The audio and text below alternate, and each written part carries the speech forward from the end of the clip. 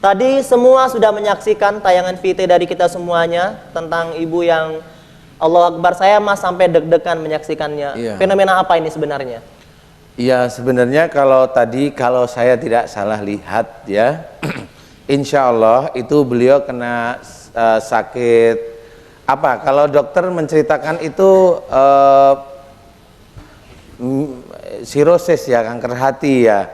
Jadi itu kanker hati bisa kena yang sudah asites itu memang sudah bengkak sekali. Di situ biasanya air semua. Nah, oleh para dokter itu biasanya cuma kasih obat untuk melancarkan keluarnya air. Biar maaf tipis terus gitu ya. Iya, biar biar agak reda. Sebenarnya intinya adalah bagaimana air itu bisa tertampung di sana. Nah, ini memang ibu tadi sebenarnya sudah menceritakan obatnya sendiri.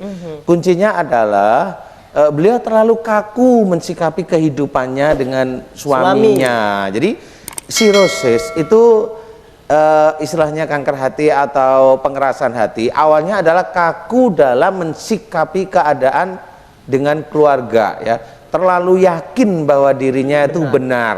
Nah, kebenaran inilah yang nantinya kalau memang tidak ada dasar yang ada dalam Al-Quran dan As-Sunnah itu bisa menjadi kebenaran yang maaf ya, kebenaran syaitoni. Jadi bukan jalur Islam, tapi ya susah juga kita mau menerangkan. Makanya di sini saya coba terangkan bahwa cobalah ibu, apalagi tadi cerita kalau suaminya maaf ya ngajak kumpul suami istri, ibu nolak kan gitu ya, sering cekcok marah. Itu sudah obat sebenarnya ya. Sebenarnya itu obatnya adalah tidak itu. seperti itu sebenarnya. Harus membuka diri, mau mendengarkan nasihat suami, kemudian jangan melawan kalau dinasehati. Nah, insya Allah itu menjadi obat. Kemudian apalagi ibu melakukan sholat sunnah tahajud ya, tunduk pada Allah. Kemudian saya juga akan memberikan gambaran lagi, bacalah Al-Quran dan tafsirnya, sehingga membaca Al-Quran itu lembut juga nanti hati itu bisa menjadi lembut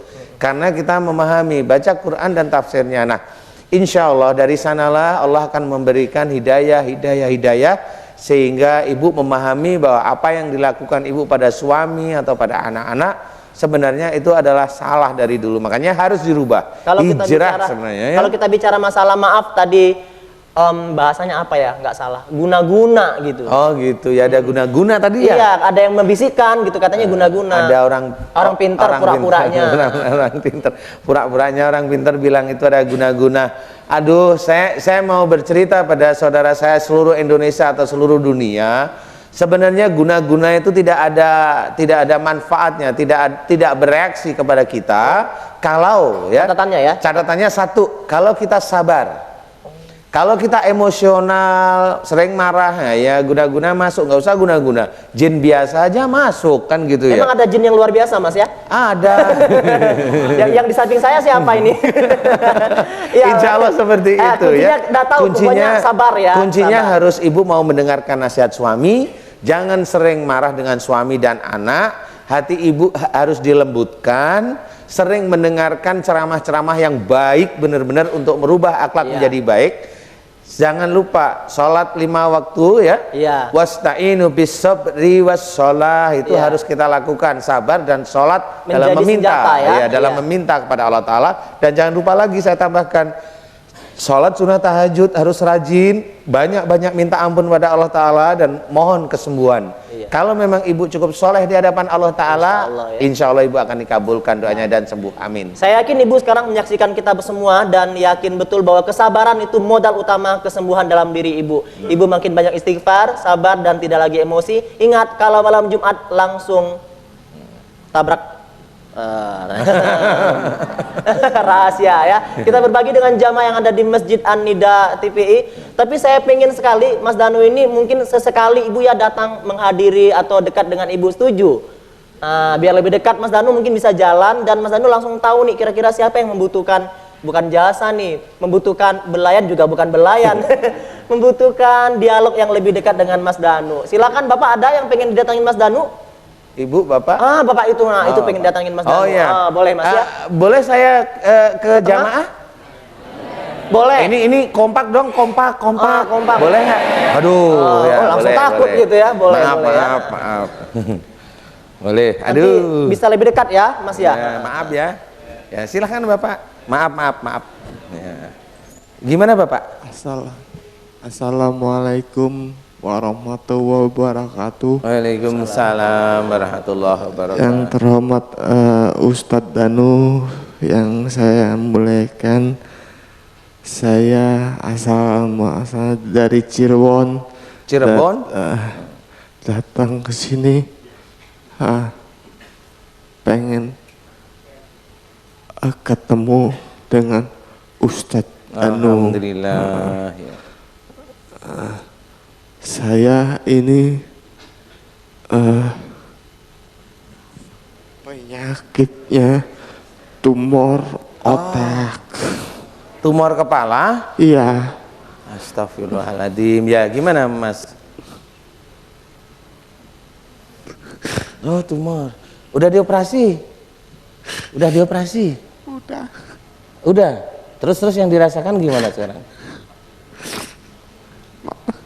Yang dirasakan masih suka kejang-kejang. Kata dokter katanya harus dioperasi lagi. Ya.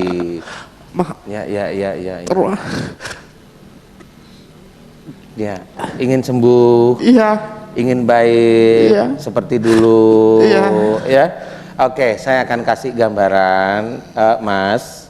Saya boleh tanya, boleh? Boleh. Saya mau tanya, apakah dulu Mas termasuk orang pendiam, tapi ada tapinya? Iya. Pendiam tapi gampang tersinggung, betul nggak seperti itu? Iya, betul. Oh, Betul. kalau Mas ingin sembuh, Allah yang menyembuhkan, Mas harus berubah akhlaknya. Mas mulai sekarang belajar untuk jangan terlalu pendiam ya. Kemudian jangan gampang tersinggung. Walaupun tersinggungnya baru difikirin aja, istilahnya suudon, jangan ya. Insya Allah mau? Lillahi ta'ala, insya Allah mau? Lillahi ta'ala. Makanya kami ini waktu bulan puasa ini maka pembicaraan Ustadz Danu sama Jai Pais. Takha Hayati ini tak pelajarin, maksudnya apa yang kita alami ini ya. Alhamdulillah ada perubahan sampai kita berani datang ke sini gitu dengan sendiri. Alhamdulillah. Biasanya kejang. Sekarang habis melihat pengajian itu gimana? Masih berkurang atau berkurang. Alhamdulillah. Masih kejang tapi berkurang. Alhamdulillah. Iya.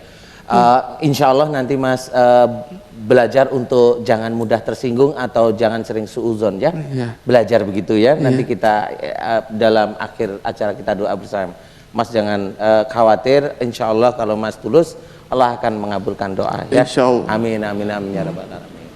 Iya, alhamdulillah. Aduh, maaf sekali. Ya, kembali ke sini lagi Mas Danu. Maaf ya. Allahu Akbar ya. Pemirsa, ternyata sesuatu yang mungkin kita anggap itu sepele dalam keseharian kita tersinggung, gampang tersinggung, ternyata akan berdampak yang luar biasa terhadap diri kita sendiri. Artinya Bapak tadi merasakan sampai sudah dioperasi, dibelek kepala dan mesti dibelek ulang lagi. Hanya mungkin selama ini kalau ada orang bicara mungkin agak sedikit gampang tersinggung Mas ya. Dan ini mesti kita rubah, mudah-mudahan nanti ikut doa bersama Pak ya. Kita sama-sama doakan buat Bapak semuanya. Kita terima telepon dahulu. Halo, assalamualaikum. Halo. Halo, waalaikumsalam. Ya, dengan ayah Anda siapa, di mana? Dengan Pak Teguh. Pak Teguh di Depok. Di Depok, silakan ayah Anda. Saya merasa sakit udah 3 tahun. Kaki saya kejang-kejang, awalnya semutan, kaki kiri semutan nggak berhenti naik ke atas sampai perut terus turun ke kaki kanan, sampai sudah dua-duanya, terus sulit untuk jalan, perut merasa kayak diikat sekencang sampai sekarang. dan nggak bisa jalan. Nah, dan udah dioperasi, kata dokter saya saraf kejepit. Oh iya. Dioperasi di Kayak om saya. tengkuk, tapi nggak, setelah operasi juga nggak ada perubahan sama sekali. Bapak maaf, yang kejang kakinya atau bapaknya yang kejang ini Bapak? Kakinya sampai perut kejang. Oh, Kalau lurus kejang. kalau lurus kejang gitu. Iya. Oke, saya mau tanya boleh Bapak? Ya, silakan. Maaf, Bapak memang kelihatannya sih kalau dari nada bicara atau dari kasus sakitnya yang kejang kaki, Iya. Bapak kelihatannya memang agak pendiam. Iya, iya. Nah, kondisi Bapak pendiam ini ditambahi dengan Bapak sebenarnya jika melakukan sesuatu yang berhubungan dengan keluarga, entah sama istri, entah sama putra atau saudara-saudara Bapak, maaf ya, apakah Bapak termasuk orang yang kaku kalau sama mereka-mereka? Iya, termasuk.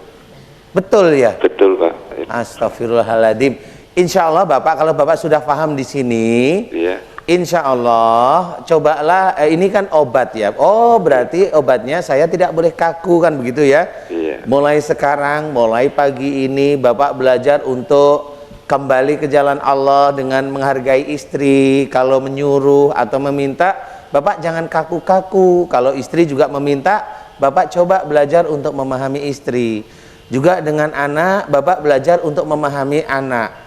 Jangan memaksakan kehendak kita yang belum tentu, kadang-kadang kita yang kita lakukan itu belum tentu benar di mata Allah Ta'ala.